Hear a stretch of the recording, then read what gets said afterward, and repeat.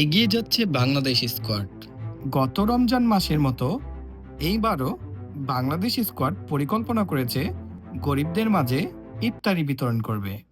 বাংলাদেশের প্রতিটা খেটে খাওয়া মানুষের জন্য যদি আমরা একটু চেষ্টা করি, তাহলে তাদের মুখে হাসি ফোটানো সম্ভব হবে। বাংলাদেশ স্কোয়াডের সূচনাই হয়েছিল এই লক্ষ্যে যে বাংলাদেশ স্কোয়াড আপামর সাধারণ জনগণের জন্য কাজ করে যাবে। বর্তমানে নিত্যপণ্যের দাম অনেক বেশি হওয়াতে এই নিম্নবিত্ত পরিবারগুলো খুবই কষ্টে আছে। আমরা কি পারি না এই রমজান মাসের উপলক্ষে তাদেরকে কিছুটা সাহায্য করতে,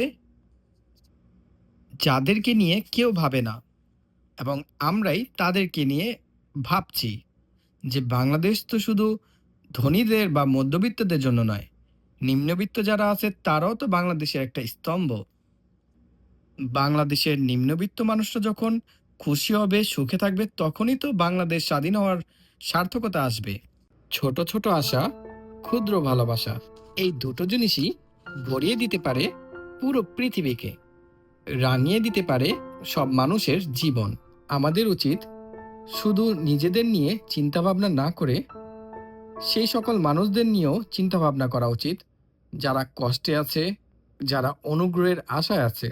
এই পৃথিবীটা তখনই সহজ হবে এবং মানুষ সৃষ্টির শ্রেষ্ঠ জীব হিসেবে পরিচিতি পাবে যখন একজন মানুষ অপরজন মানুষকে সাহায্য করবে, সহযোগিতায় এগিয়ে আসবে, মানুষ মানুষের জন্য।